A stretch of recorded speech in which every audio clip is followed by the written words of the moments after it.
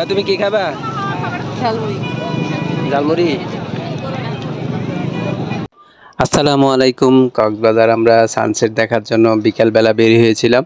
তো বের হওয়ার সময় আমরা আসলে একা একা বের হই নাই, যতজন গিয়েছি আমার পরিবার এবং এর সাথে যে পরিবার যারা যারা গিয়েছে সবাই একসাথে আমরা একটা অটো করে সানসেট দেখার জন্য রওনা দিয়েছি। তো সানসেট যেহেতু দেখবো তাই মনের মধ্যে একটু আনন্দ ছিল, কিন্তু সেই আনন্দটা পরবর্তীতে মাটি হয়ে গেল যখন আমরা সাগর পাড়ে গেলাম।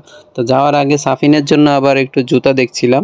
তো জুতা দেখার সময় দেখি যে এখানে যে দাম, একদম মানে দাম ছাড়তেই চাচ্ছে না, কিন্তু নর্মালি এগুলো আরও কম দামে পাওয়া যায়।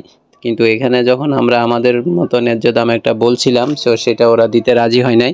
কিন্তু একদম বলে আবার পরে দেখা যায় যে ওরা আবার তার থেকেও আবার 20-30 টাকা কমে আমাকে ডাকছে। তাহলে এটা আর একদম হলো কোথায়? তো এরপর আমরা একটু সামনে গেলাম, সামনে গিয়ে সানসেট দেখার জন্য যখন এগিয়ে গেলাম, তো সেখানে সানসেটের যে মজাটা বা সৌন্দর্যটা সেটা আসলে রেকর্ড করতে চেয়েছিলাম, কিন্তু সৌভাগ্য নয় দুর্ভাগ্যক্রমে সেই জিনিসটা এবারের এই কক্সবাজার সফরে আর পেলাম না, কারণ আকাশটা আসলেই মেঘলা ছিল।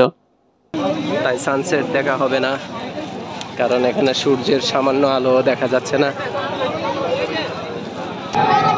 আমরা এখন সাগর পাড়ে একদম নেমে গেছি, কিন্তু এখনো সূর্য ডোবার কোনো লক্ষণ নাই। এটা দিছে কেন? এটা নিয়ে নাও, নাও নাও। না না, লাগবে না।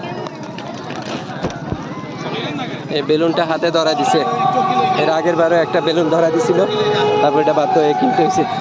আমরা সাগর পাড়ে আসছি, এখন এখানে সানসেট দেখার সুযোগ নাই, কারণ মেঘলা আকাশ আর এখানে ঘুরি ঘুরি বৃষ্টি পড়তেছে।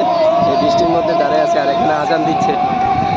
আর কি করবো, ওই যে দূরে একটু আভা দেখা যাচ্ছে, কিন্তু রোদের নাম নিশানা, সূর্য কিচ্ছু দেখা যাচ্ছে না। তবে মুহূর্তটা খুব সুন্দর, ঠান্ডা বাতাস। ঝালমুড়ি খাই। হ্যাঁ, তুমি কি খাবা? ঝালমুড়ি। ঝালমুড়ি।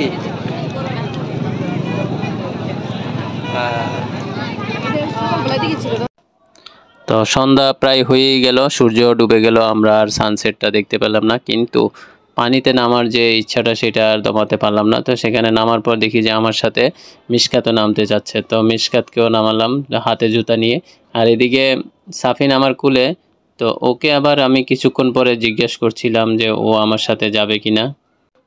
তো ও সম্মতি দিল যে হ্যাঁ, ও আমার সাথে পানিতে নামবে, তাই ওকেও পানিতে নামাই দিলাম। তো নামানোর পর কিছুক্ষণ হাঁটলো, হাঁটার পর দেখা গেল একসময় আমার হাত থেকে ছুটে ও পানিতেই বসে গেল। তো ওর প্যান্টটা ভিজে গিয়েছিল, তো প্যান্টটা যখন ভিজে গিয়েছে ওকে আর বেশিক্ষণ রাখি নাই, আমার কুলে নিয়ে ফেলেছিলাম।